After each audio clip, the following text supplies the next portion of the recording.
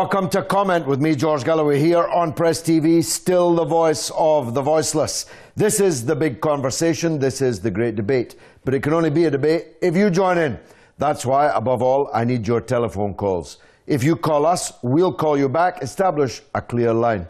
The number is 44-208-601-4555. Let me give you that again. 44-208-601-4555.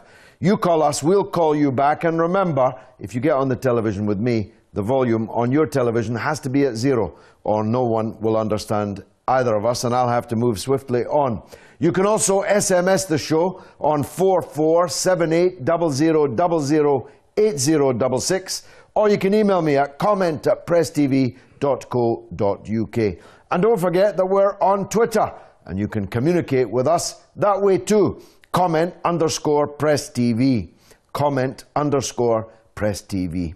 Now, tonight we're discussing Pakistan in the wake of a series of murderous, nihilistic, insane mass murder. And the method has been tried and tested, of course, and seen in many other places, not the least of them in Syria. Bombs on trains. Bombs at fruit and vegetable markets. 2 doctors were murdered in Karachi only because they were Shiite. This mass murder is proceeding across Pakistan, and the state seems absolutely powerless to stop it.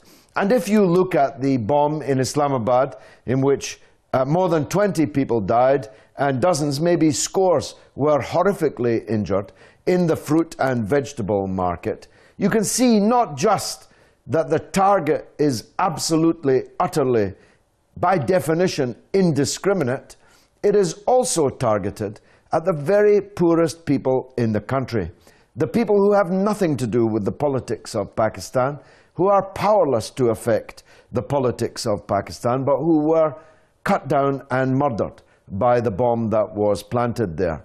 It's an open-air fruit and vegetable market. By definition, the people shopping there are the poorest people, and yet they were murdered. The people on the train, the bomb for which responsibility was chosen by a Baluchi separatist organization seeking to break up Pakistan. Similar so-called armies exist in Iran also, terrorists that are funded by and supported by Western countries, at least in Iran. Who knows who's supporting who in Pakistan and for what purpose? Baluchistan is a very mineral and oil-rich, probably gas-rich also, part of the country, but it cannot be explored properly, it cannot be exploited for the benefit of all the people of Pakistan because of the completely ungovernable security situation there. I myself intended to travel across Baluchistan to try to bring a convoy to occupied Kashmir earlier this year, late last year, but we had to cancel it because we had no doubt, and the state had no doubt, that we were probably going to be murdered if we did. How can Pakistan protect its people? I really don't know the answer to that. The Pakistan state is weak and enfeebled for a number of reasons. Military dictatorship over decades, half almost of the lifetime of Pakistan has been spent under generals and military juntas. The orientation of the state of Pakistan towards the United States of America, with its occupation in neighboring Afghanistan and its full participation in the so-called war on terror, has alienated the state from very large numbers of its people. The fact that Pakistan is widely held to be complicit in the United States bombing of its own country, its own people, by drones and other military incursions. And of course, the presence in the country of fanatic clerics who wish to persuade the faithful that the road to heaven can somehow be paved with the bodies of people from minority sects and minority religions. I don't know how we can resolve that. I don't know if the state of Pakistan is able to resolve it. The government of Pakistan is able to resolve it. Let's discuss it this evening. And is the cancellation by Tzipi Livni of the release of Palestinian prisoners as some kind of retaliation for the failure of the Palestinian leadership to roll over, because Tzipi Livni likes Palestinian leaders to roll over, and they cancelled the release of a batch of Palestinian prisoners, causing a total existential crisis to the so-called peace process, which is an endless process, but absolutely no peace. And the question is, have they deliberately created this crisis? And predictably, absolutely predictably, the Palestinian resistance organization, Islamic Jihad, has just announced that it and others are going to try and snatch Israeli soldiers and bargain with them for the release of the thousands of Palestinian prisoners still in the dungeons of the Zionist state, including those who have been promised their release, and including Palestine's Nelson Mandela, the great leader Marwan Barghouti. So, the release of Palestinian prisoners is the cancellation of that release by Israel, causing a crisis. Is it deliberate? This follows, of course, John Kerry's statement in the United Arab Emirates about a week ago, in which he said that the talks in Washington were close to collapse and that the United States may have to disengage from them. And the reason why the talks are close to collapse is that whilst the talking is going on, Israel is continuing illegally to build settlements in the occupied territories and in annexed Jerusalem. In the Arab quarters of Jerusalem, they have cut off the water supply. They have deliberately set out on a policy of ethnic cleansing, the Judaization of Jerusalem, the driving out of Arabs and Muslims from Jerusalem, all in advance of final status talks that probably will never be reached, at least not in the foreseeable future. Let's talk about these subjects. Mohammed's in South Wales, always worth hearing. Mohammed, thanks for ringing. Go ahead, sir. Assalamu alaikum to you, George. Wa alaikum salam, thank you. Good, good. Right, I mean, let me just give you a little background with Pakistan, right? Yeah. Well, I was only about youth then, about 17, 18, I think, when General Zalhak came in power for 19 days when he toppled the government. Yes. Right? He is the biggest, he was the biggest cause of this Taliban or this Wahhabism sect came to Pakistan. Because at this period, he only came for 19 days and he was going to hold elections. And he stayed, I think, over 9 or 12 years. Right? And in that time, he built so many madrasas, Wahhabi madrasas in Pakistan with the funding of Saudi Arabia. And now we are paying the consequences of these, Taliban madrasas, that's what I call them. In each madrasa in Pakistan, Wahhabi madrasas, you see ammunitions. Well, remember the Red Mosque event, right? There was so much ammunition came out of that madrasa. Are we teaching Islam or are we teaching terrorism, right, in these madrasas? What is the Pakistan? We got the #1 secret service in the world, ISI, right? This is what everybody says, right? No, they know what's happening in Pakistan, okay? And basically, it's sad what the Saudi Arabia, so-called Muslim protectors of the world, or the head of the Islamic Ummah, that's what they like to call themselves, but they are the biggest enemy of Islam in this. I'm not fear of America, to be honest with you, or Britain or Europe. I'm more fear of Saudi Arabia because of what their teaching are being taught in these madrasas, right? Kill, doesn't matter who they are, kill these Shia people. Shia people are just human beings like any other, right? When we go to the Hajj, when we perform our Hajj at Arafat, the night we spend there, we cannot take a leaf of a tree because that contains life, Now, Allah says in the Quran, life is so valuable, right? Now, how can these people teach these mullahs, so-called mullahs, I call them terrorists, right, with their long beards and their salwars up their backside, okay, teaching about Islamic faith, right? There is no way in Islam. I don't call them Muslim. So how do you think this can be resolved, Mohammed? The only way we can resolve it, George, to be honest with you, is if our military, right, and our government do not get any money back pocket, because when you start eating haram money, unlawful money, right, in the Quran it states, if what you eat is what you produce, right? So if I eat haram, meaning unlawful way of earning money, my children will be born, right, of this kind of a haram way of thinking, unlawful way of... Mohammed, thanks for getting us off to a flying start on that. I do need to make one or two points. First of all, the Pakistan Taliban, which has carried out these kinds of atrocities before, are adamant that they were not involved in the attack on the fruit and vegetable market in Islamabad. Indeed, they're in talks now with the Pakistan government, seeking to resolve the bloody conflict in which they have been engaged. The train was not by Wahhabis, but by separatists, by people seeking to break up Pakistan. And of course, there are many people who are involved and have an interest in the breakup of Pakistan. The Indian intelligence agencies, RAW, they have an interest in doing so.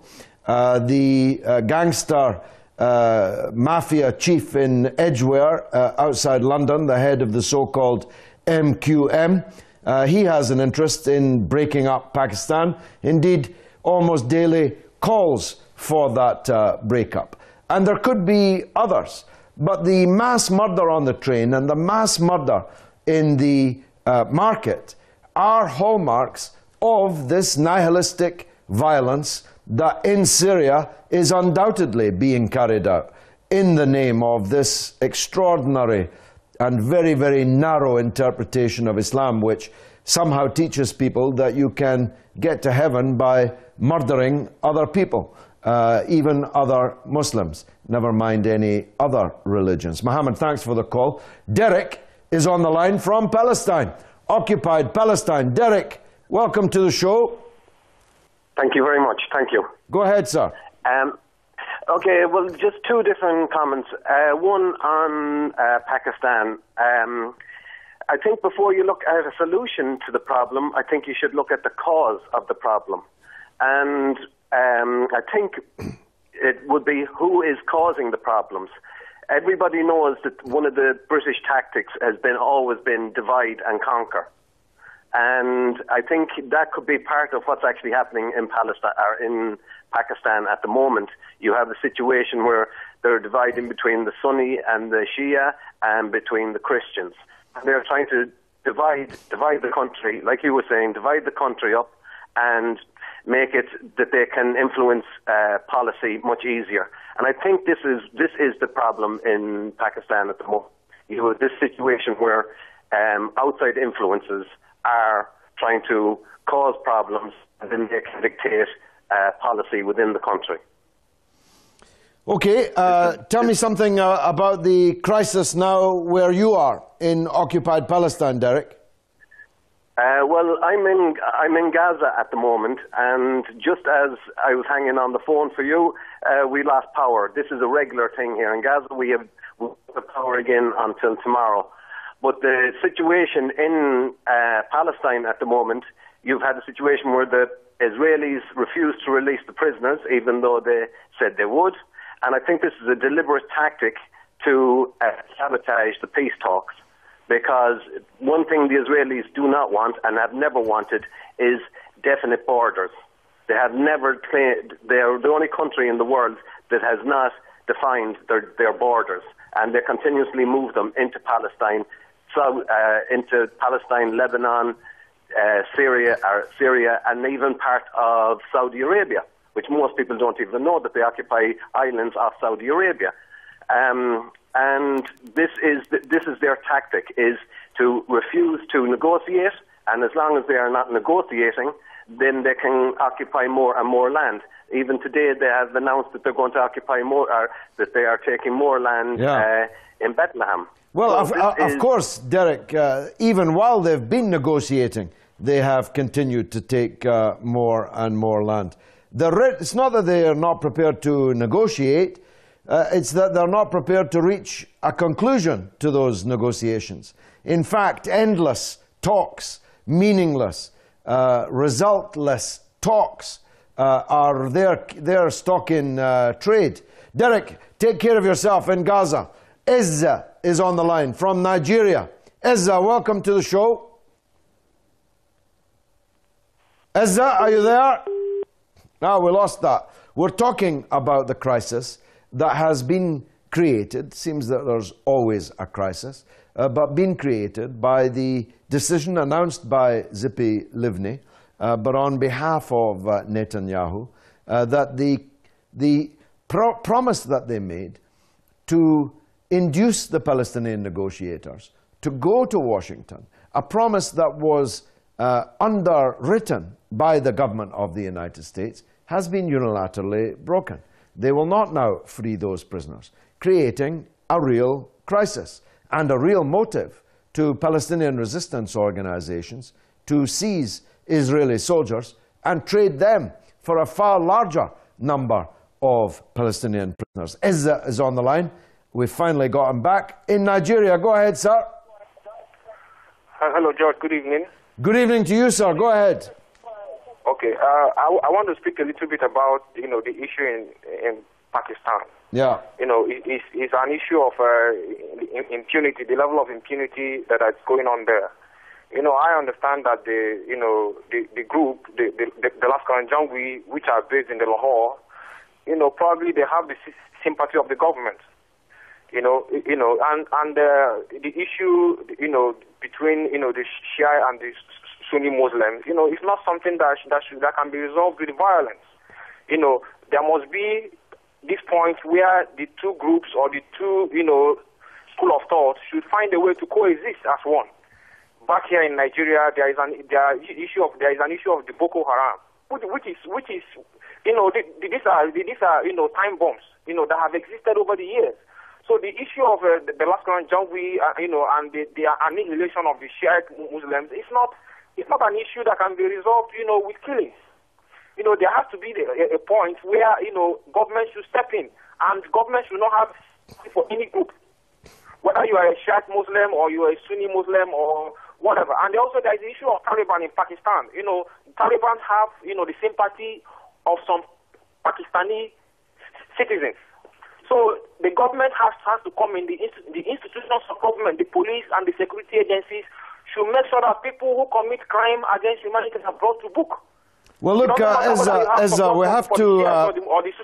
Thanks for that call, brother. We have to get our terms and our chronology and history correct here. The Pakistan intelligence agencies, ISI in particular, created the Taliban. They created the Taliban to go into Afghanistan to try to bring an end to the absolute mayhem and murder and total destruction that became Afghanistan after the withdrawal of the Soviet Union and the murder of President Najibullah.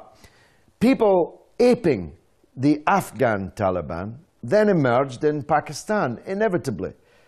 The creation of the Taliban was bound to have its echo inside the borders of Pakistan.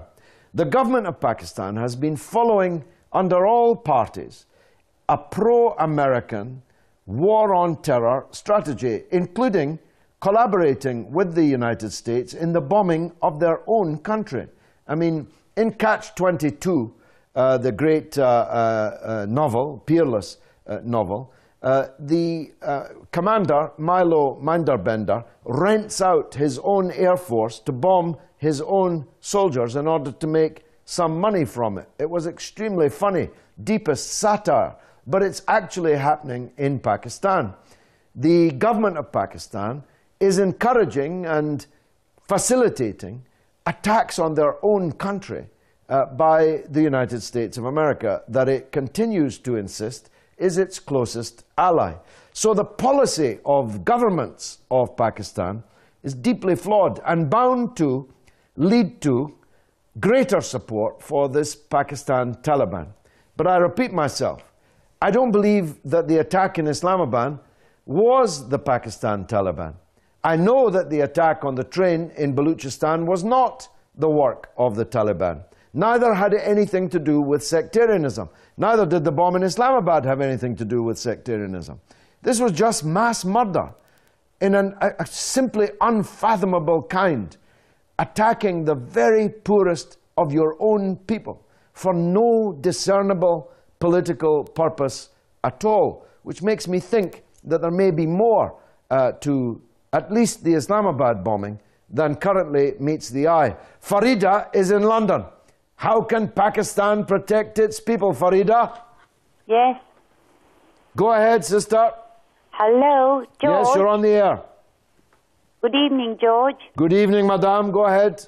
The atrocities that are being committed in Pakistan on daily basis, George. Can you hear me? Yes, definitely. Right. I know that as the government of Pakistan is in dire economic crisis, and the money that is being poured into Pakistan on whatever basis is being used by the ministers to just follow their own agenda. And the talks that they were supposed to be having with the Taliban have failed miserably. Saudi Arabia is now putting more money into Pakistan, in fact asking for the Pakistani troops to help Saudi Arabia out with its own agenda. I'm afraid, to me, it seems that the government of Pakistan is for sale. You can buy the ministers, you can buy the defense ministers, and they will accept money on any terms. And if it means putting their own people at risk, I am afraid that the mess that these governments have created for the ordinary Pakistani on the streets is, I cannot forgive these people for bringing this kind of misery to their own people. Well, and Farida, I don't know if they're for sale, but they're definitely for rent. In Bahrain, where the democracy protesters are being gunned down and tortured, Pakistanis are deeply involved in that crime. As you say, Saudi Arabia has pressed not only that Pakistan soldiers should come to Saudi Arabia to protect Saudi Arabia from God knows whom, but has also encouraged Pakistan to send forces, regular or irregular, into the mall in Syria, where this method of indiscriminate mass murder is, of course, not just an everyday occurrence, but every hour of everyday occurrence. There's no doubt in my mind that money changes hands between the United States and leading political figures in Pakistan in connection with the drone attacks on Pakistan. It's hard to see any other reason why political leaders would agree to a foreign country bombing them and then continue to claim that that foreign country that's bombing them is their close ally. A strategic choice was made by Zia-ul-Haq to turn to the United States, away from the special relationship that Pakistan had with China, its neighbor. It was a profound error of judgment. Now look, I need to take a break for 3 minutes so that you can hear the news headlines. Remember, we're discussing the crisis that Israel has created over the issue of prisoners and whether Pakistan can do anything to protect its people from the wave of murderous violence that's going on there. Don't go away. God willing, I'll be back here in just 3 minutes' time.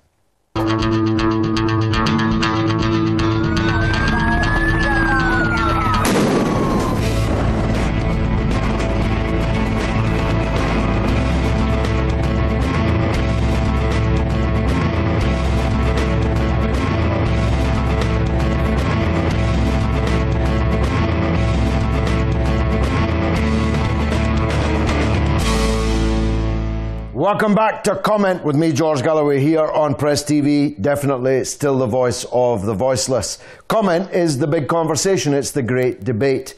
But it can only be if you join in. That's why I need your calls, your SMS, your emails, and even now your Twitter.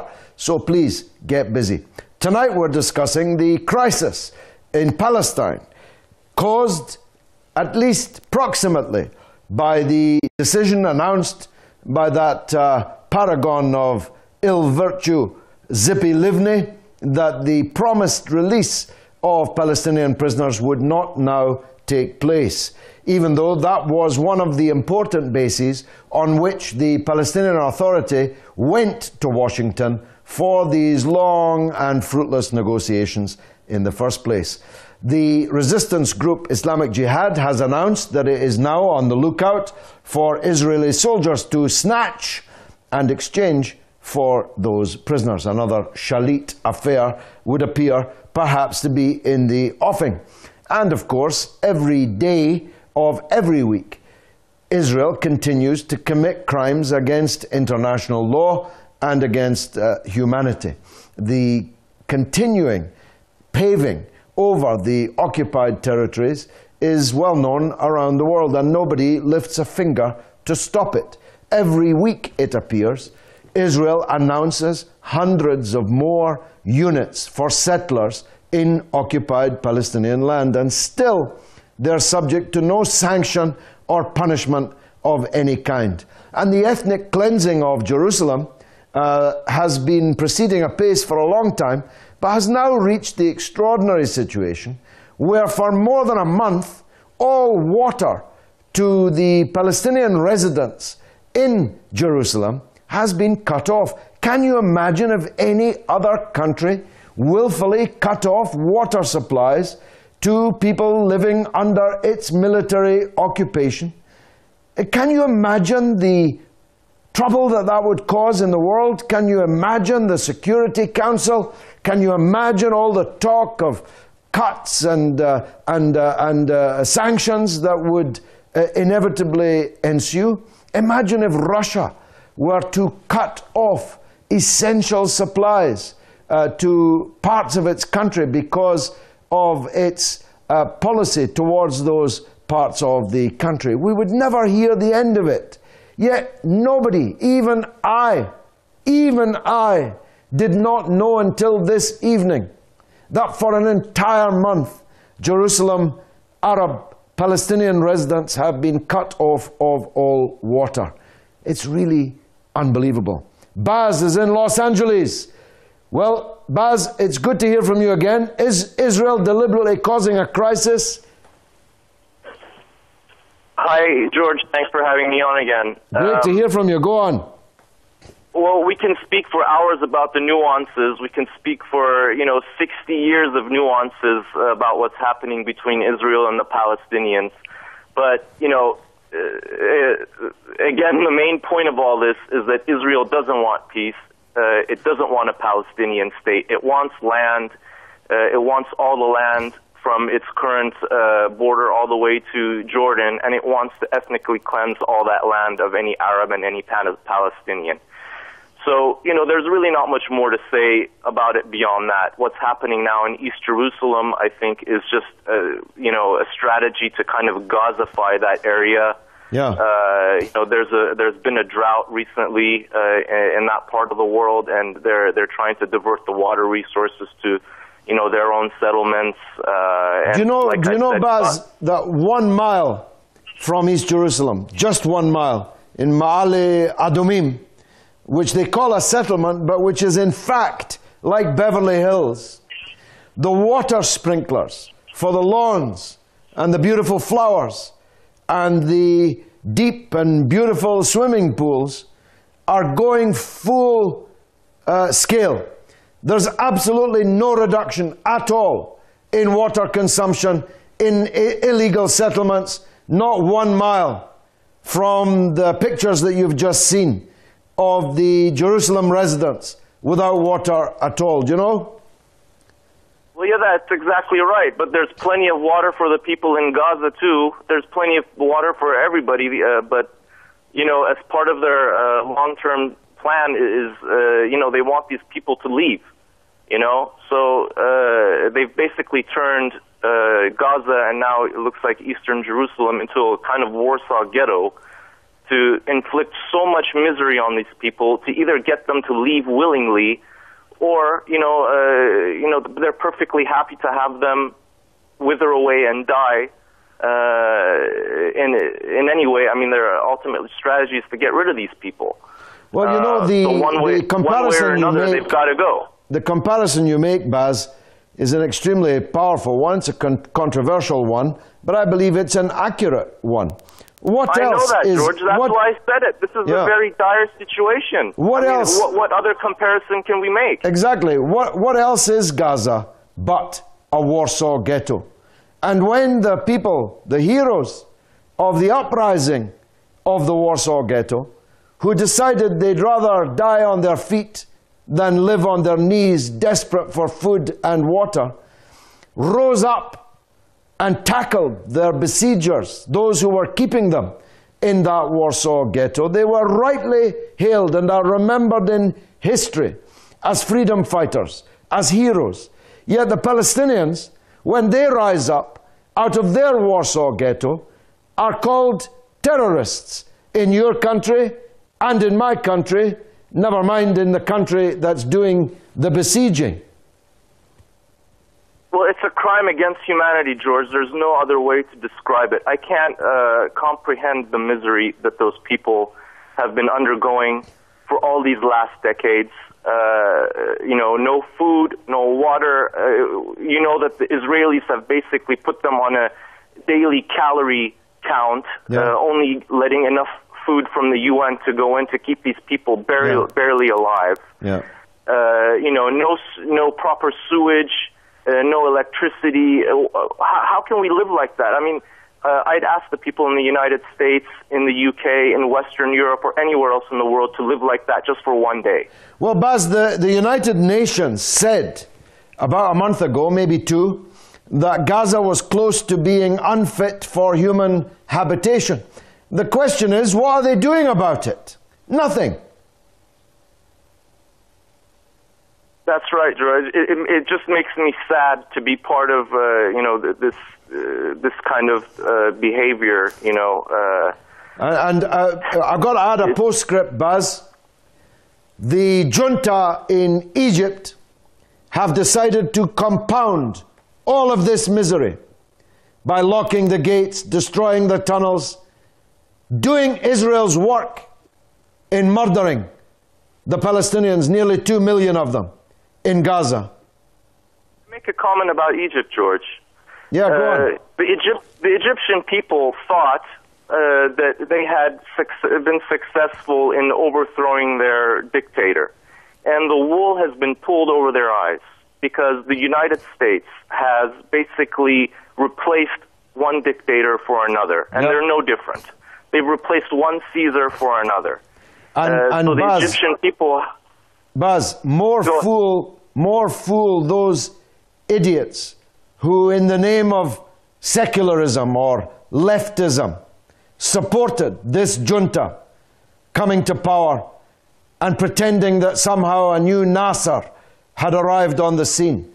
Nasser was ready to die to liberate the Palestinian people.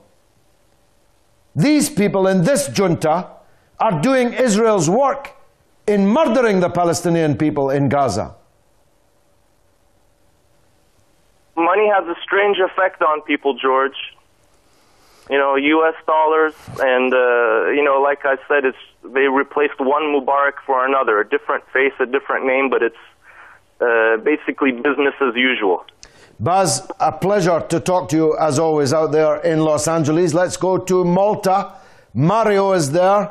Mario, is Israel deliberately causing this crisis? Hello, George. How are you? By the grace of God, I'm good. Go ahead, sir. All right. Look, you know what I think, George? Pakistan can't do nothing because she's deep down in hell, I think we should do something. European, England, France, Germany, the people should go against their own government and tell them to stop protest, Stop. It can't still go on like this. Children dying, like you just said now, you know. Why? Because of Israel. That is Israel and the Saudis. These are the worst dictators in the world, you know. Why? We should protest, go against your government in England, Cameron or Obama. What is the kind of worst kind of people these people? Mario, great call, powerful and emotional as always. Thank you for it. Just across the water in Lebanon from Malta, Herhatch is on the line. Herhatch, welcome. Hello. Yes, go ahead, sir. You're on the air. Good evening, Mr. George. Good evening to you. For the Palestinians, I am seeing whatever the Americans did to the Indians, the same thing the Jews are doing to the Palestinian people. Imagine what kind of Palestinian people they are living in their own country in camps. Yeah. Like you see, this camp and that camp and that camp in their own country. Second of all, for the prisoners' release. Every day they are taking more prisoners than they are releasing them. Yeah. What kind of joke is that? Yeah. And now they're not even releasing them. They are not releasing them. And now they were asking that spy from the United States to release the prisoners. What's that got to do with this one? Exactly. Yeah, one of their demands is the release of an Israeli spy imprisoned by the United States for spying on the United States, which pays all of their bills. What does that have to do with the Palestinians? It's a totally absurd condition that they have raised. Great to hear from you. In Lebanon, we're talking about Israel, Palestine. We're talking about Pakistan and the security crisis there. Bani Mustafazi is in Sweden. Go ahead, sir. And the security crisis there. Bani Mustafazi. Yes, are you there in Sweden? Yes, good evening, Mr. Galloway. Good evening, sir. Go ahead, please. Not Sweden, I'm in Switzerland, in Geneva. In Switzerland, we've got that wrong. Please forgive me. United Nations, yes. Unfortunately, it's not executive United Nations here. However, I wonder why we are all surprised, first of all, about the Shiism that they are getting killed for many, many years all over the world. And Pakistan is one of the slaves of Mr. USA, Washington. They have to do whatever they tell them. You know, we should not be surprised of all these acts. I believe we should start to make more denunciation. That means to create a team that they could go and find and get those evidence and relate it to the manufacturers and the way they smuggle it until the day that they come. Because the logistic of having all those explosives is not easy. They watch all the luggages here and there from all the airports. We cannot see how they get these products coming from the West naturally because they don't produce them in Pakistan. So from there on, we can make a denunciation and make a general education to the whole people that one by one we understand what's happening. Because this is, when we compare this with 14th century ago, the related people, what they did to the Prophet Salawatullah and what they did also to Jesus Christ, these are the updated, high-grade murderers today, that they are developed everywhere and they go wherever they want. And I'm wondering why we don't go and identify where all those explosives are coming from. Well, it's a very good point. I would only make this point in reply. Nobody has to do what others tell them. I recall very well the Deng Xiaoping's comment when Prince Charles tried to lecture the Chinese leadership on the situation that would exist in Hong Kong after it was returned to China at the end of the unjust treaty that Britain had imposed upon China. And Charles was waxing lyrical, telling the Chinese how they must run Hong Kong after they got it back. And Deng Xiaoping said, "The days when China could be ordered what to do by foreigners is finished. It's over. Nobody tells China what to do. Actually, Nobody even tells India what to do, even though of its own volition, it does many bad things and some good things. So there's no reason why a Pakistani government, a great nation of hundreds of millions of hard-working, devoutly Muslim people overwhelmingly, there is no reason at all why they should be told what to do by the United States. It's their governments that choose to do that. And that's what's got to change. Thanks for the call in Switzerland. Let's go to Pakistan. To Paris, to Jamshid, to talk about Pakistan. Jamshid, go ahead. Jamshid, are you there? Yes, I'm here. Go ahead then. Speak away. Yes, sir. Assalamu alaikum and hello, sir. George Galloway. Thank you, sir. Go on. Salam, sir. It's the first time I call you. We have no man like you in Pakistan. So I vote for you as a president of Islamic Republic of Pakistan. Thank you very much. This is really, I feel very sad for my Pakistanis. They are suffering. So beautiful country, Pakistan. Yes, indeed it is. The fifth country in the world. We have everything to be happy. I just compare with Palestine, the poor people. They have nothing. They are suffering. We have everything. We are suffering. Why? What is wrong with Pakistan? What is doing English elites in Pakistan? They are holder of very long and large diplomas. What is wrong with Pakistan? What they are doing people with us? What they are doing with our sisters, our mothers, our children, our old people? We are more than 200 million strong people, very good educated people, and language is compulsory English. They are making trouble for us. What happened with this Pakistan? 1971, they kill us, they destroy our country, this English elite, and they blame other people. What is going wrong with West Pakistan, Pakistan of today? They are killing our brothers, our sisters, engineers, they are destroying us. They are blaming to Shia Muslims. I am a Sunni Muslim. I love Islamic Republic of Iran. I am 62 years old. I have been in Iran. I know they are very excellent people. And we are lucky to have this great neighbor. Pakistan is far from Iran. Pakistan is going where? Washington, London. I am not against anybody, of course not our English friends. But they are exploiting English in Pakistan. They are killing us. Well, Jamshid, I'm almost speechless in attempting to reply to the passionate truth that you have stated to us. And the comparison you make with Iran is a very good one.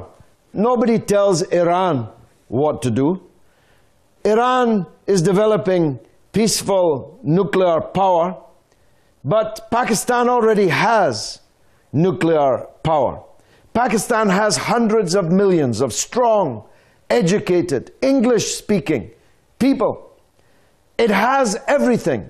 God was good to Pakistan. The problem is the organization and the politics and the security and all the rest of it. And the foreigners, many foreigners, have to be blamed for their perfidious role in Pakistan. That's true. But in the end, the Pakistani people will have to become the masters of their own destiny. And if every Pakistani had the spirit that you have, then that could be done. Jamshid, I'm touched. Thank you very much for that call. Zulfikar is in the United States, in Texas. Zulfikar in Texas, how can Pakistan protect its people? Hello, Mr. Galloway. Good talking to you again, sir. And to you, sir. Go ahead. Mr. George, I would like to take this opportunity and say something regarding Shia killings in Pakistan. Yeah. I'm from Larkana myself. I have grew up there in Larkana city. I was there just a few months ago. Wonderful place. Yes, sir. And I have lived with this tyranny and horror what Pakistan is going through. This is conspiracy has created in worldwide wherever Shia exists, and the Shia is literally Saudi Arabia and Bahrain, Qatar. These Gulf states are equally involved in this killing, sir. I have no doubt that Saudi Arabia is involved in encouraging the murder of Shiites in many parts of the world, including in their own country. And that is an important part of this picture. The fanaticism and extremism for which they pay and that they preach, though don't practice. Don't imagine that the Saudi oligarchy in London this evening are living like Wahhabis. If they did live like Wahhabis, we'd be better off. They're here for the casinos and the bordellos, the gambling, the drinking, and every other kind of sin. But they preach this sectarian extremism. I have no doubt about that. But that's not the full picture. Separatism's in this picture, in Balochistan. And this madness that took place in Islamabad at the vegetable market, that wasn't sectarian in intent, but it was nonetheless absolutely maniacal. Last call in the UK from Abdul. Welcome, Abdul. You're on the air. Abdul? Hello, hello, George. Yeah. Go ahead, sir. You're on the air. You're the last caller. Yes, now coming to Pakistan, even I'm worried. As you're aware, Pakistan was created in 1947. India was partitioned mainly because the Indian Muslims in North India were feeling very threatened by the Hindu mobs which were rioting and killing them. So they came over to Pakistan, but again, they were discriminated against. I think it's only Imran Khan who has spoken, that if you discriminate these people, who's going to provide the leadership? But it descended into regionalism and all that. Next is the landlords, Now, these people were just rent collectors under the Mughal, the great Mughal in Delhi. But when the British took over, they made them owners of the land, like the squires, in order to get their loyalty. And they proved their loyalty like during the mutiny of the Indian Army in 1857 or the War of Independence, whatever you call it. And now in India and Bangladesh, they've been able to remove these landlords, but in Pakistan they haven't been able to do. And the first Prime Minister of Pakistan who tried to do so was assassinated by a professional assassin. Well, I'm glad that you brought that up, and I've only seconds left to make this point. Pakistan had a leader, Zulfikar Ali Bhutto, who wanted to tackle these landlords, even though he came from a line of landlords himself. He wanted to make Pakistan allied with China, not with the United States, thousands of miles away. And he was murdered by the rope in a coup d'etat by this Zia-ul-Haq. I spit upon his name. And Pakistan lost something very precious in Zulfikar Ali Bhutto, and they might have been different today if they hadn't. God willing, next week. Hello, if you comment your name and the place with that number, and just make sure that your television volume set to 0. So, 0. Can you spell your name for me? Yeah, I know. You redirect me through the phone number, and then we'll call you back.